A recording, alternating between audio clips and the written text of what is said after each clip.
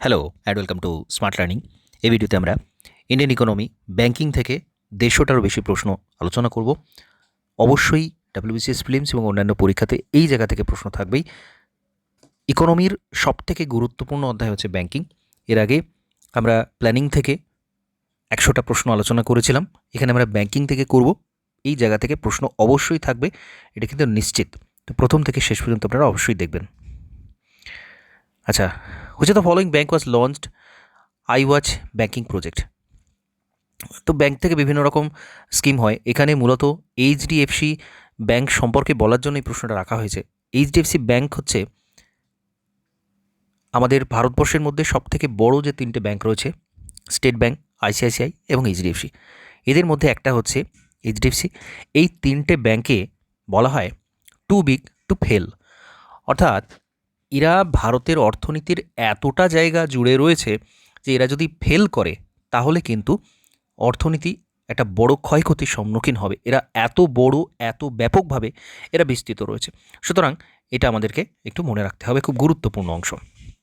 Next, which of the following is not the function of RBI. RBI এর মধ্যে, RBI এর কাজের মধ্যে পড়ে না কোনটা?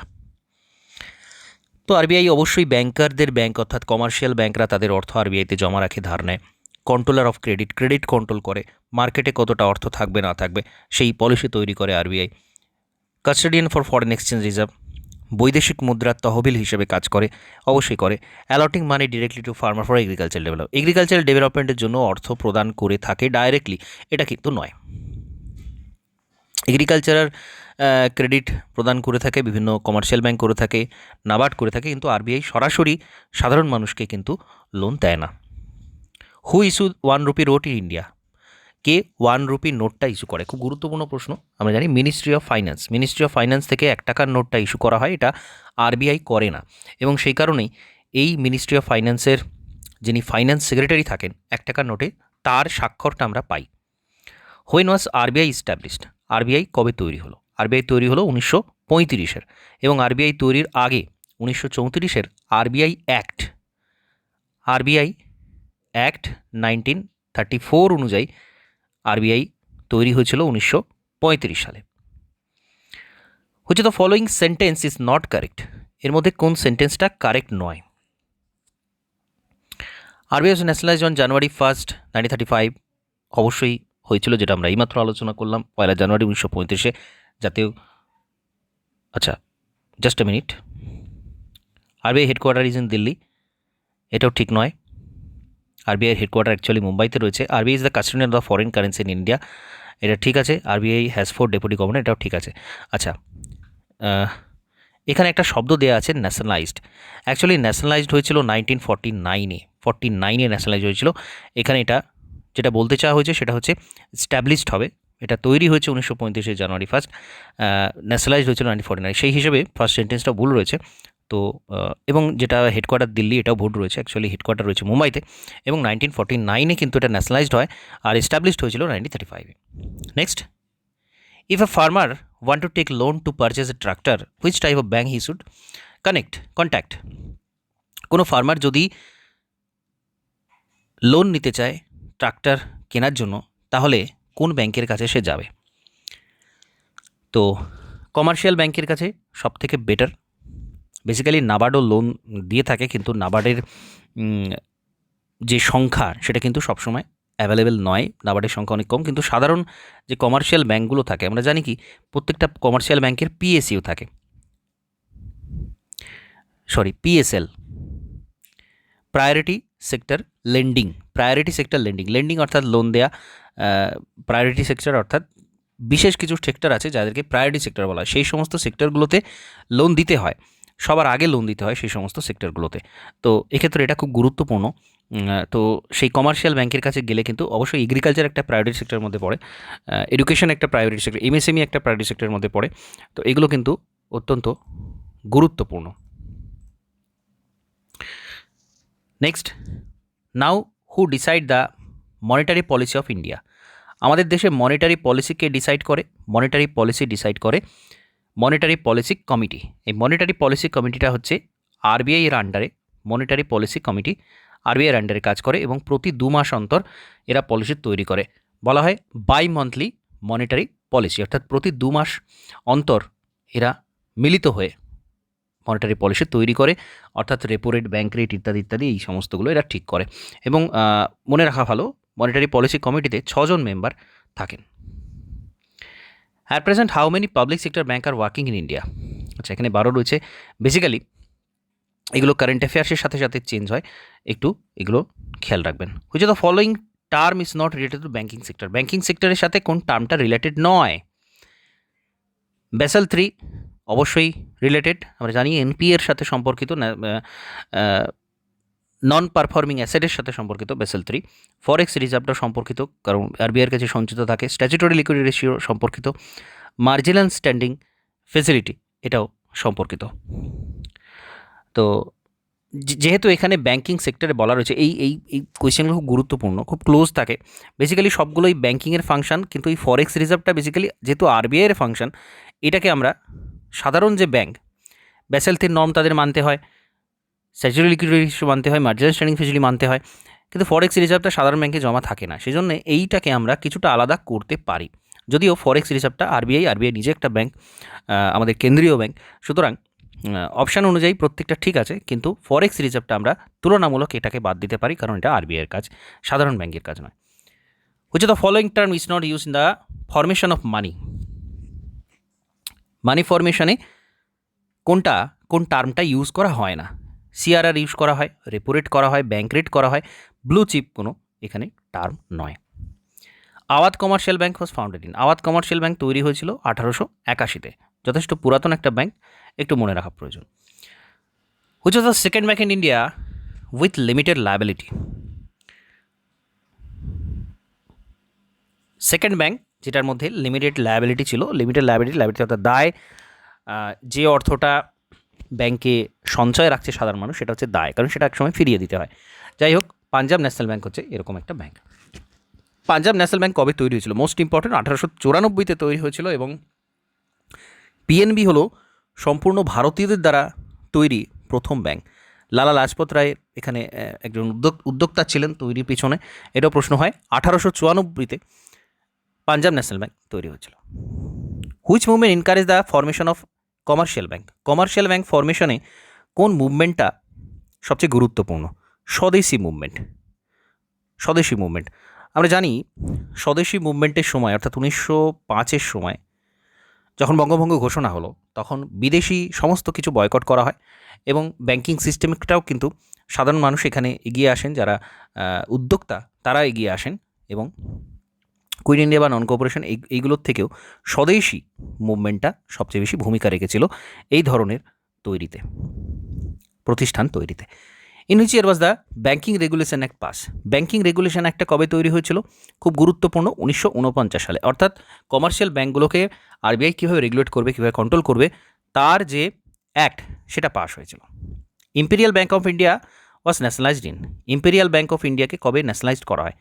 অর্থাৎ 1921 সালে বিভিন্ন যে প্রেসিডেন্সি ব্যাঙ্ক ছিল সেগুলোকে এক ছাতার তলায় নিয়ে আসা হয় এবং ইম্পেরিয়াল ব্যাঙ্ক নাম দেওয়া হয়, যেটা 1955 সালে ইম্পেরিয়াল ব্যাঙ্কের নাম চেঞ্জ করে রাখা হয় স্টেট ব্যাঙ্ক অফ ইন্ডিয়া, এবং এটাকে জাতীয়করণ করে নেওয়া হয়, ন্যাশনালাইজড করে নেওয়া হয় 1955 সালে।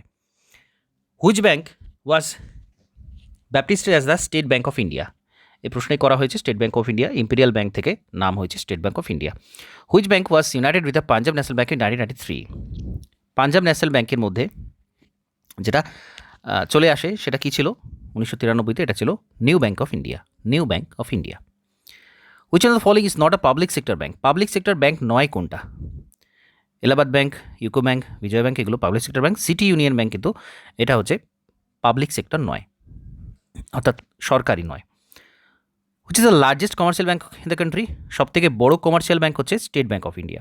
যে তিনটে ব্যাঙ্কের কথা বললাম, সেই তিনটে ব্যাঙ্কের মধ্যেও সবচেয়ে বড় হচ্ছে state bank of India. Next, when did the nationalisation of major bank happen? Major ব্যাঙ্কের ন্যাশনালাইজেশন এটা কবে হয়েছিল? ফার্স্ট হয়েছিল জুলাই 1969-এ। 1969-এ 14টা ব্যাঙ্কে জাতীয়করণ করা হয়, ন্যাশনালাইজড করে নেওয়া হয়, অর্থাৎ সরকারি সেক্টরের আন্ডারে সরকারি কন্ট্রোলে নিয়ে আসা হয়। এরপর আবার 1980-তে আরও 6টা ব্যাঙ্কে করা হয়েছিল। তো ফার্স্ট করা হয়েছিল যেটা, সেটা হয়েছিল উনসত্তরে জুলাই মাসে। By which law it was been said that with continue increase in income expenses on food product decreases. কোন লতে বলা হয় যে ইনকাম যদি ইনক্রিজ হয়, continue increase income expenses on food product decreases, খাদ্য জন্য যে খরচ সেটা কমে যায়, এটাকে বলা হয় অ্যাঞ্জেল ল। অ্যাঞ্জেল ল বলা হয় যখন ইনকাম বাড়তে থাকে, যখন আয় বাড়তে থাকে, তখন খাদ্যদ্রব্যের উপর যে খরচ সেইটা কমে যায়, এটাকে বলা হয় Engel law. Which of the following is not considered as national debt. National debt এর মধ্যে আসে না কোনটা? National debt, insurance policy, insurance পলিসির মধ্যে ন্যাশনাল ডেট আসে না। National savings certificate, long term government bond, provident fund, এগুলো কিন্তু সব প্রত্যেকটাই ন্যাশনাল ডেট, যেগুলো পাবলিক সেক্টর, যেগুলো পরে ফেরত দিতে হয়। প্রভিডেন্ট ফান্ডই হোক বা savings certificate, long term government bond, এইগুলো কিন্তু পরে এর প্রদেয় অর্থটাকে ফেরত দিতে হয়, এই জন্য এটাকে ডেট বলা হয়। এবং ন্যাশনাল ডেট জাতীয়, কারণ এটা সরকারের একটা দায় থাকে, সরকারকে এগুলো ফেরত দিতে হয় একটা সময়, সেজন্য এটাকে ন্যাশনাল ডেট বলা হচ্ছে। তো ইন্স্যুরেন্স পলিসি এরকম, এটা কিন্তু ডেট নয়। Next, which of the following is open bank for small industries. Small ইন্ডাস্ট্রির জন্য এই ব্যাঙ্কটা রয়েছে, এই ব্যাঙ্কটা কাজ করে, সেটা হচ্ছে SIDBI, small industrial development bank of India, SIDBI. IDBI was established on, industrial development bank of India, IDBI, এটা কবে তৈরি হয়েছিল? এটা তৈরি হয়েছিল 1964 জুলাইতে, 1964 জুলাই আইডিবিআই তৈরি হয়েছিল। Another rule of IMF, each member is required to declare the par value of its legal tender money in terms of US dollar and, তো এদের যে লিগাল টেন্ডার মানিটা রয়েছে আইএমএফের যে রুল সেই অনুযায়ী সেটা ডলারে ডিক্লেয়ার করতে হয় এবং তার সাথে সাথে পাউন্ড স্টার্লিংও ডিক্লেয়ার করতে হয়। Which Aung the following bank was earlier known as imperial bank of India, এটা আমরা অলরেডি দেখেছি, এসবিআইয়ের নাম ছিল। SBI was earlier known as Imperial Bank of India. The interest on saving deposit in all nationalized bank of India is determined by, গুরুত্বপূর্ণ, saving ডিপোজিটে interest কতটা হবে, সমস্ত যে ন্যাশনালাইজড ব্যাঙ্কগুলো রয়েছে সেক্ষেত্রে কতটা হবে সেটা কে ঠিক করে থাকে? তো সেটা রিজার্ভ ব্যাঙ্ক অফ ইন্ডিয়া ঠিক করে থাকে। ফাইন্যান্স মিনিস্টার করেন না, ফাইন্যান্স কমিশনও করে না, ইন্ডিয়ান কোঅপারেটিভ ব্যাঙ্ক তো করেই না, রিজার্ভ ব্যাঙ্ক অফ ইন্ডিয়া এটা করে থাকে। সেভিং ডিপোজিটে এটা কতটা পরিমাণ দেওয়া হবে ইন্টারেস্ট, সেটা ঠিক করে থাকে। Which of the following is public sector undertaking, public sector undertaking কোনটা? এইচএসবিসি নয়, সিন্ডিকেট ব্যাঙ্ক, এখানে সাউথ ইন্ডিয়ান ব্যাঙ্ক বা ব্যাঙ্ক অফ পাঞ্জাব নয়, Syndicate Bank. When were 14 Indian bank nationalise, 14টা ব্যাঙ্ক ন্যাশনালাইজ কবে হয়েছিল? 1969। নাবার্ড, নাবার্ডের ফুল ফর্ম জিজ্ঞাসা করা হচ্ছে, NABARD stand for national bank for agricultural and rural development, এটা ন্যাশনাল হবে, national bank for agriculture and rural development. NABARD is related two development of, NABARD কিসের উন্নতির জন্য কাজ করে থাকে? তো এখানে সরাসরি দেওয়া রয়েছে এগ্রিকালচার এবং রুরাল এরিয়ার ডেভেলপমেন্টের জন্য, আমরা নাম থেকেই বুঝতে পারি এগ্রিকালচার এবং রুরাল ডেভেলপমেন্টের জন্য। হচ্ছে the following is not a industrial finance institution, industrial finance institution নয় কোনটা? তো নাবার্ড ইন্ডাস্ট্রিয়াল ফাইন্যান্স নয়, কারণ নাবার্ড গ্রামাঞ্চলে লোন দিয়ে থাকে, আইসিআইসিআই, এসএফসি বা ইউটিআই, যদি ইউটিআই পরবর্তীকালে চেঞ্জ হয়ে গেছে। তো যাই হোক, এদের মূল উদ্দেশ্যগুলো কিন্তু ইন্ডাস্ট্রির সেক্টরে লোন দেওয়া ছিল, কিন্তু নাবার্ডে সেটা নয়। Whose signature is done on the 1 rupee note, 1 টাকার নোটে কার সিগনেচার থাকে? ফাইন্যান্স সেক্রেটারি, যিনি ফাইন্যান্স সেক্রেটারি থাকেন সেই সময় তার সই থাকে 1 টাকার নোটে। Decimal money system was studied in, decimal money সিস্টেমটা কবে শুরু হয়? এটা হচ্ছিল 1957-তে, ডেসিমাল মানি সিস্টেম 1957-তে শুরু হয়েছিল। Bank rate is the rate of interest, bank rate কিসের রেট? এটা হচ্ছে অ্যাট হুইচ কমার্শিয়াল ব্যাঙ্ক বড়ো মানি ফ্রম আরবিআই, এবং এখানে একটা শব্দ মিসিং আছে, সেটা হচ্ছে আরবিআইয়ের কাছ থেকে লং টার্মের জন্য, দীর্ঘ সময়ের জন্য যে রেটে লোন পরিশোধ করে সেটা হচ্ছে ব্যাঙ্ক রেট। অর্থাৎ কমার্শিয়াল ব্যাঙ্কগুলো তাদের দীর্ঘ সময়ের জন্য 25 বছর 30 বছরের জন্য লোন প্রয়োজন হলে তারা চলে যায় আরবিআইয়ের কাছে, এবং আরবিআই যে রেটে, যে সুদের হারে তাকে লোনটা দেয় সে দীর্ঘ সময়ের জন্য, সেটা হচ্ছে bank rate. Next, minimum to maximum reserve deposit in RBI by commercial bank is called. Commercial bank আরবিআইয়ের কাছে যে ডিপোজিটটা রাখে সেটাকে বলা হচ্ছে মিনিমাম থেকে যে এক্সট্রা যে রিসিপ্টটা সেটা হচ্ছে এক্সেস রিজার্ভ। এক্সেস রিজার্ভ যেটা হয় সেই পরিমাণটাই কিন্তু কমার্শিয়াল ব্যাঙ্ক আরবিআইয়ের কাছে রাখে, জমা রাখে, সেটাই কি বলা হচ্ছে excess reserve. Next, which of the following is not a quantitative credit control measure of a central bank. Central ব্যাঙ্কের কোয়ান্টিটেটিভ ক্রেডিট কন্ট্রোল মেজার নয়, কোয়ান্টিটেটিভ টুল নয় কোনটা? এখানে bank rate, open market operation, cash reserve ratio এগুলো কিন্তু সবই quantitative measure, কারণ এগুলো সব আলাদা আলাদা রেট থাকে, একটা পার্সেন্টেজ থাকে। কিন্তু মরাল সুয়েশন এটা কোনো কোয়ান্টিটেটিভ টুল নয়, এটা কোয়ালিটেটিভ টুল। এখানে সরাসরি ব্যাঙ্ক অনুরোধ করে, কখনো প্রেশার দেয় যে বিভিন্ন যে রেট সেটাকে চেঞ্জ করার জন্য। তো এটা হচ্ছে qualitative measure. Remedy finance is done by, remedy finance এটা কি করে থাকে? এটাও সেই আরবিআই করে থাকে। যখন বিভিন্ন ব্যাঙ্কগুলো বিভিন্ন সমস্যার মধ্যে পড়ে, কখনো মানি ইনজেক্ট করার প্রয়োজন ইত্যাদি বিভিন্ন বিষয়ে তারা করে থাকে, তো সেটা হচ্ছে আরবিআই করে থাকে। which following is known as hot money. Hot money কাকে বলা? ফরেন ইনস্টিটিউশনাল ইনভেস্টমেন্ট যেটা আসে এফআইআই ফরেন ইনস্টিটিউশনাল ইনভেস্টমেন্ট, বা এটাকে ফরেন পোর্টফোলিও ইনভেস্টমেন্টও বলা হয়। তো যখন যে ইনভেস্টমেন্টের পরিমাণটা থাকে সেটা যখন সেই শেয়ারের 10%-এর কম হয়, তখন তাকে ফরেন পোর্টফোলিও ইনভেস্টমেন্ট বলা হয়, ফরেন ইনস্টিটিউশনাল ইনভেস্টমেন্ট বলা হয়। তো এটাকে হট মানিও বলা হয়। Most important question, term based question. Cash reserve ratio and open market operation are the tool of CRR এবং ওপেন মার্কেট ওএমও। এটা কিসের টুল? এটা মনিটারি পলিসির একটা টুল এবং quantitative tool. Which on the following are related to banking reform. Banking রিফর্মের সাথে রিলেটেড কোন কমিটি? তো খুব গুরুত্বপূর্ণ একটা কমিটি ছিল নরসিংহন কমিটি। নরসিংহন কমিটি বিভিন্ন সময় বসানো হয়, নরসিংহন 1, নরসিংহন 2 ইত্যাদি। তো খুবই গুরুত্বপূর্ণ একটা committee Narasimham committee. In e banking, e banking এই শব্দটা ব্যবহার করা হয়, তো সেখানে ই এর মিনিংটা কি? ই এর মিনিং হচ্ছে electronic banking, electronic banking. Which of the following is measure to check money supply in market. মার্কেটে মানি সাপ্লাই কমানোর জন্য কি করা হয়? তো ফ্রি মার্কেট পলিসি করা হয়। এখানে সিআরআর, ব্যাঙ্ক রেট এগুলো কমানো হয় ঠিকই, এগুলো বাড়ানো হয় যখন মানি সাপ্লাইটা কমানোর প্রয়োজন হয়, তখন এগুলো বাড়িয়ে দেওয়া হয়। কিন্তু এখানে সরাসরি জিজ্ঞাসা করেছে, তো সরাসরি উত্তরটা হবে ফ্রি মার্কেট পলিসি এখানে নেওয়া হয়। RBI does not ট্রানজ্যাক্ট the business of which state government. সরাসরি কোন স্টেট গভর্নমেন্টের কার্যকলাপের উপর কোনো হস্তক্ষেপ করে না, যদিও এখানে একটা সময় ছিল যখন 360 অ্যাক্টিভ ছিল, তো এটা কিন্তু বর্তমানে এখানে এই প্রশ্নটার কোনো মিনিং নেই। Who was appointed as governor of RBI after doctor YV Reddy. YV রেড্ডির পর কে গভর্নর হয়েছিলেন? Shri D Subbarao.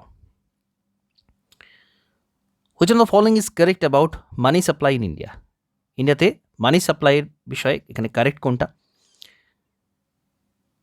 Amount of money deposit in bank is greater than public hold.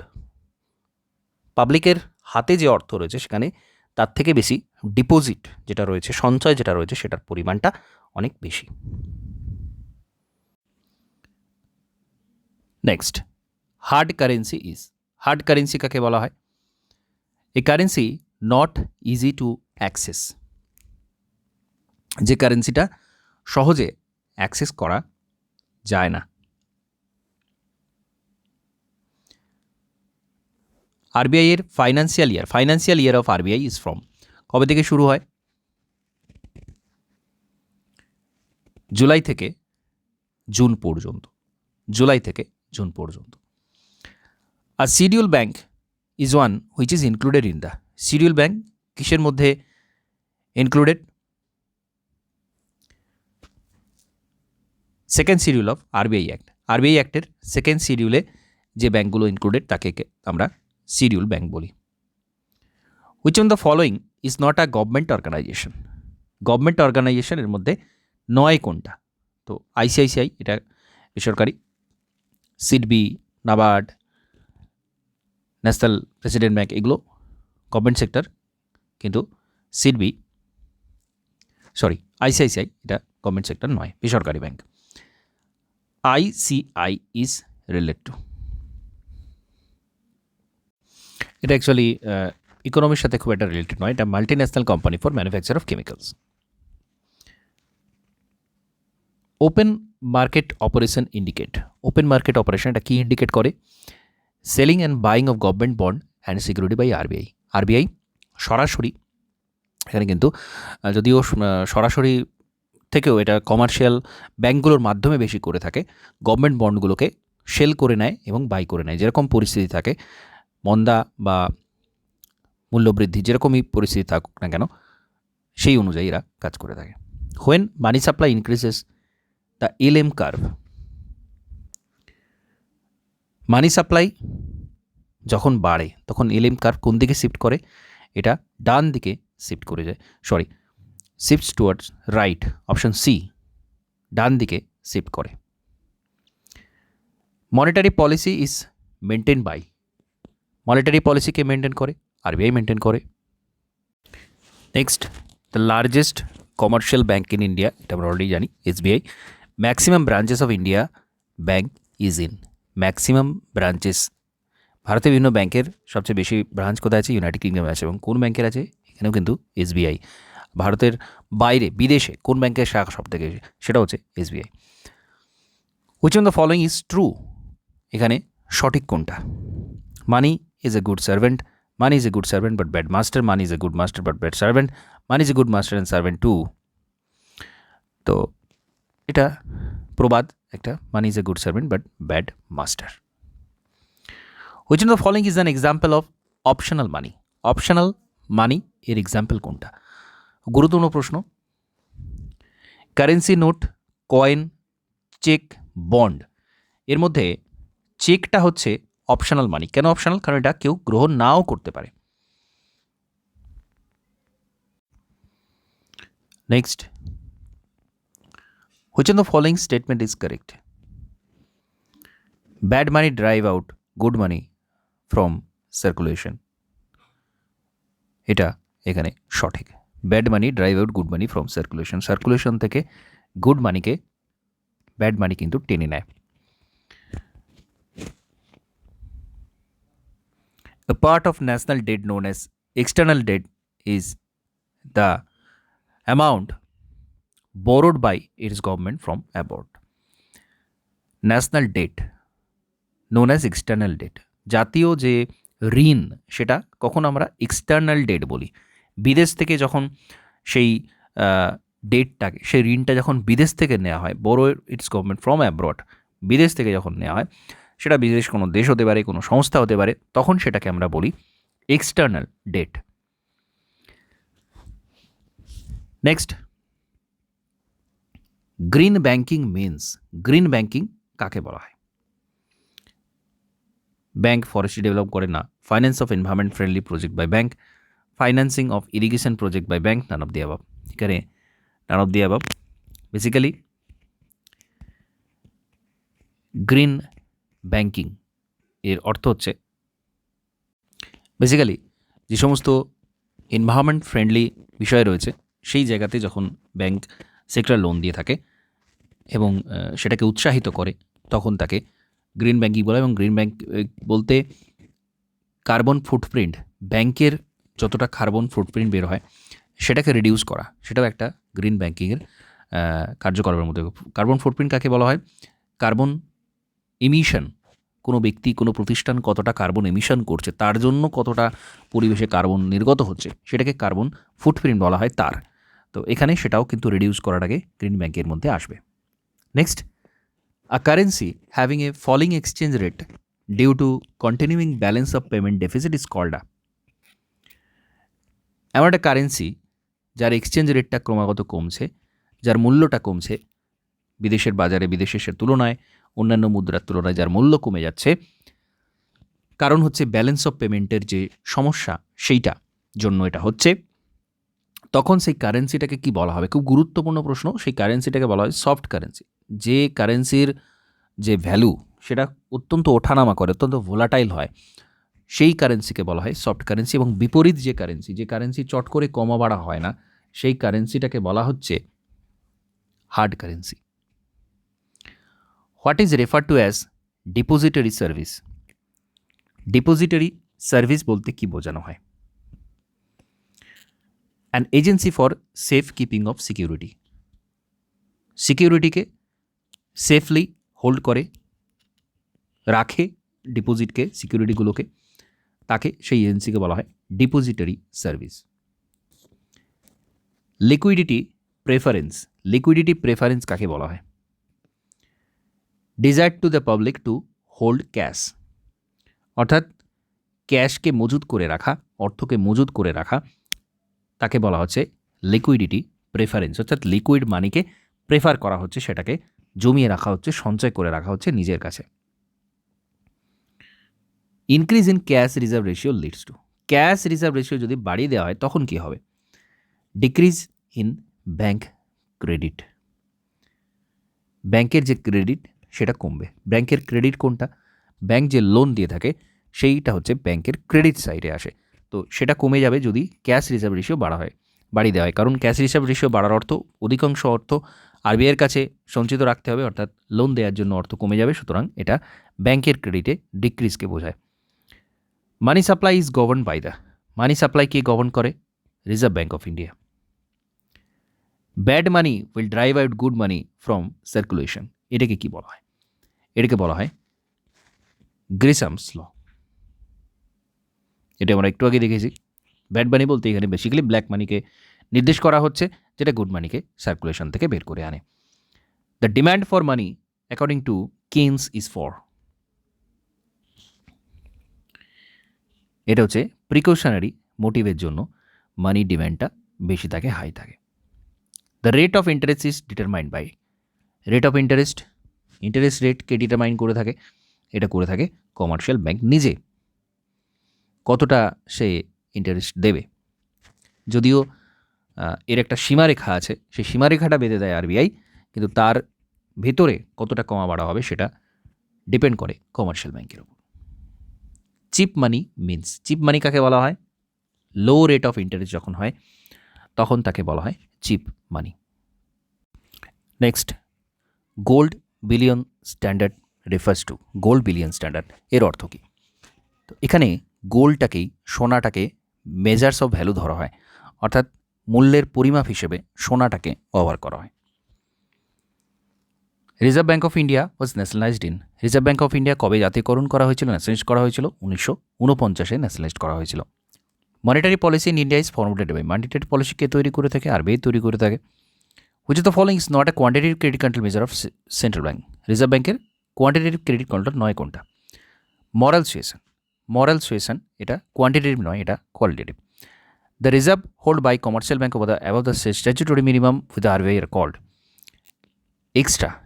Extra যে রিজার্ভটা আরবিআই কাছে দিয়ে থাকে সেটা হচ্ছে excess reserve.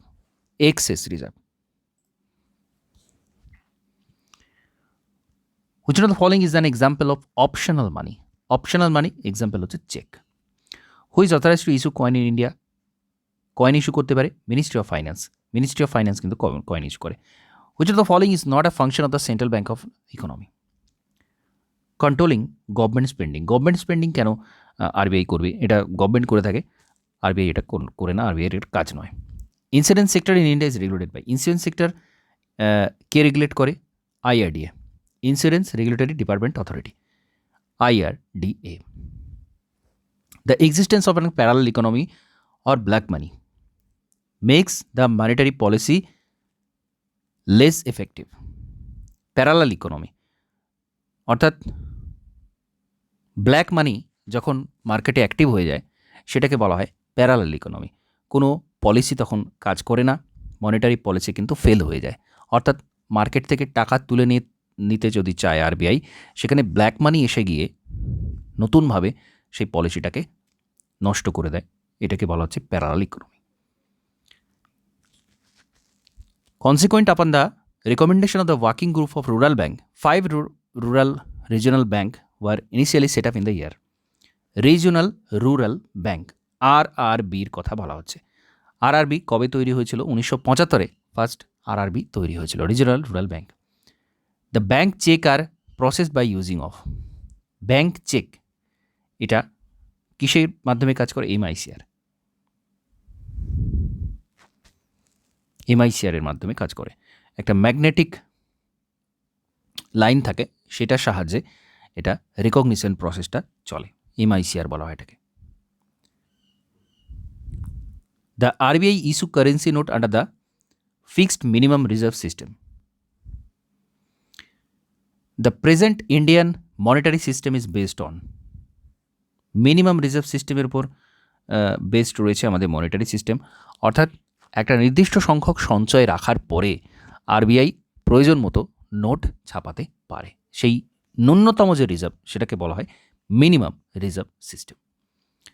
The relationship between the value of money and the price level in an economy, অর্থের মূল্য এবং প্রাইস লেভেল এটার সাথে কীরকম সম্পর্কিত? ইনভার্স রিলেশন, বিপরীত সম্পর্ক। Which from the following is not true when the interest rate in the economy goes up, interest rate যখন উপরে উঠতে থাকে তখন সেই অবস্থায় সত্যি নয় কোনটা? Return on capital increases, capital ইনভেস্টমেন্টের মধ্যে যে রিটার্ন সেটা বেড়ে যায়, এটা কিন্তু ঠিক নয়। কারণ ইন্টারেস্ট রেট যখন এটা বাড়তে থাকে অর্থের মূল্য কমতে থাকে, অর্থের পরিমাণ বেড়ে যায়, অর্থের মূল্য কমতে থাকে এবং তার ফলে যে রিটার্নটা আসে সেটার ভ্যালু কিন্তু কমে যায়।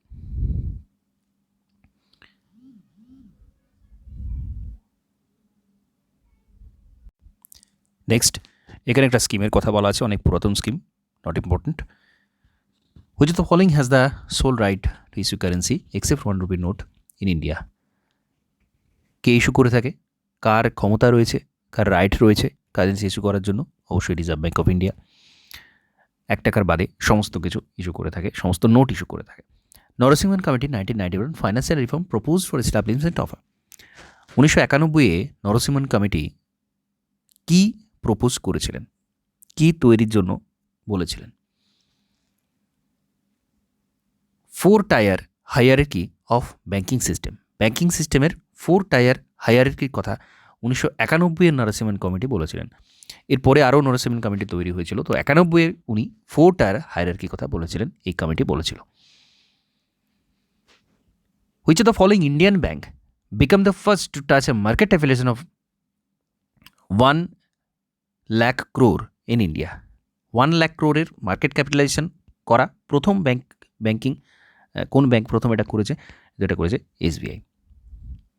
Long term fund in the capital market can be raised either by borrowing from certain institute or through, long term fund capital মার্কেটে তোলা হতে পারে বরোয়িং করে অথবা সিকিউরিটি ইস্যু করে, সিকিউরিটি ইস্যু করে ক্যাপিটাল তোলা যেতে পারে, যেটা অধিকাংশ ইনস্টিটিউট থেকে করা হয়। The permission given to a bank customer to draw cheque in excess of his current account balance is called, তার চলতি খাতে যে অর্থ আছে তার থেকে বেশি অর্থ চেকের মাধ্যমে তুলতে যখন সুযোগ দেওয়া হয় সেটাকে কি বলা হয়? সেটাকে বলা হয় ওভারড্রাফট। ওভারড্রাফট, যে পরিমাণ অর্থ সঞ্চয় আছে তার থেকে বেশি তোলার যে পারমিশন দেওয়া হয় সেটাকে বলা হয় overdraft.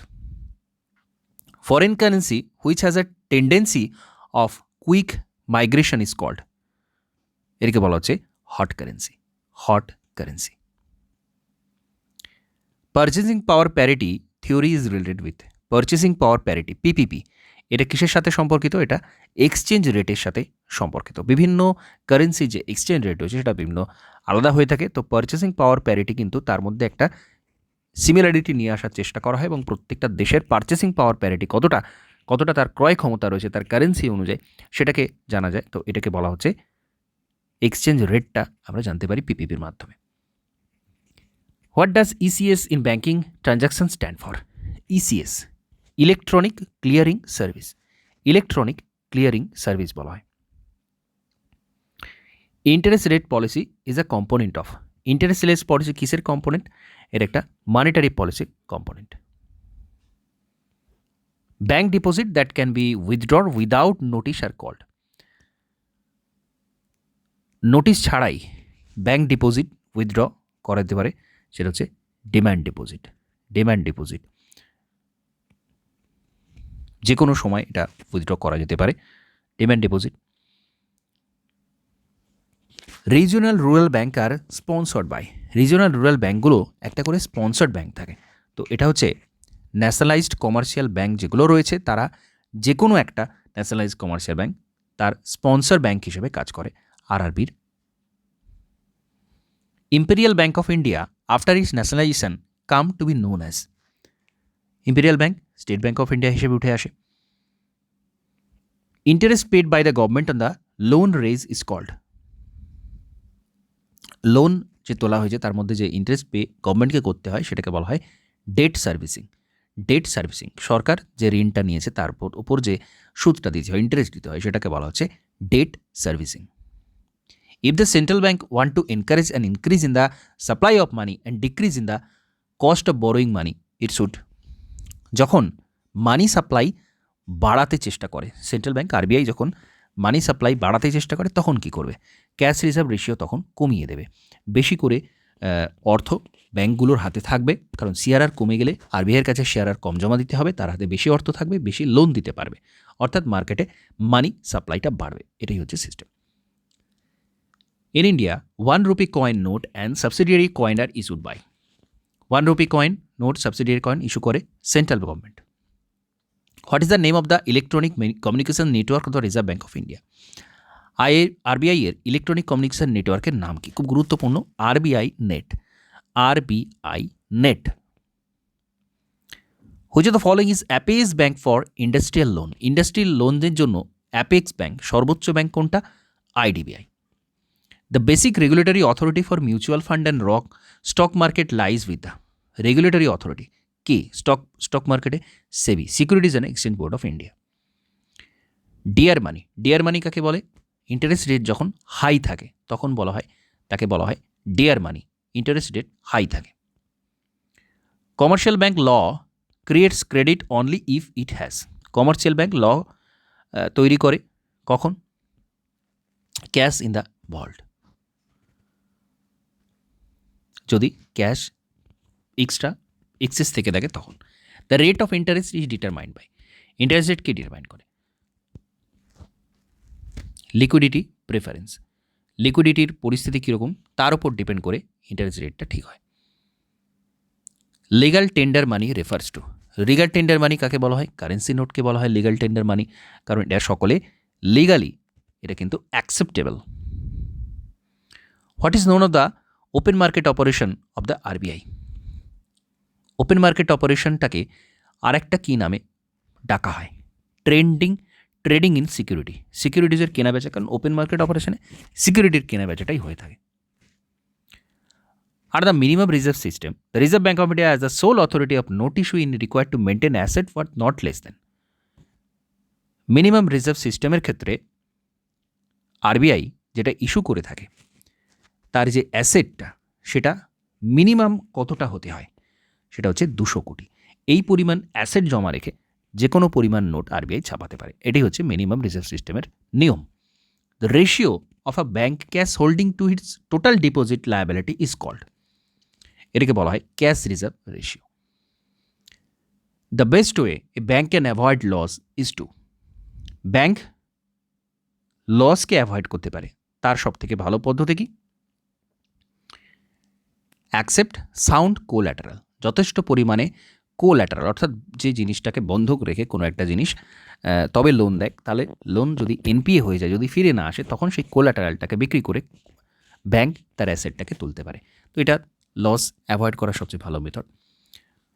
Which of the following Mahatma Gandhi series of currency note issued by the RBI has a drawing of parliament house depicted on it, parliament হাউসের ছবি, এটা পুরাতন 50 টাকার নোটে থাকতো, পার্লামেন্ট হাউসের ছবি, পুরাতন parliament. Which of the following Mahatma Gandhi series of currency note issue by the RBI has ecology থাকতো 100 টাকার নোটে। The government of India made it obligatory on the part of all commercial banks that they should give some cash amount while purchasing government bond. What would you call this? যখন government bond কোনো purchase করে government of India যখন বাধ্যতামূলকভাবে এটা করে থাকে তখন এটাকে কি বলা হয়? এটাকে বলা হচ্ছে floating reserve ratio. The main source of long term credit for a business unit, long term credit business ইউনিটের মূল সোর্সটা কি, উৎসটা কি?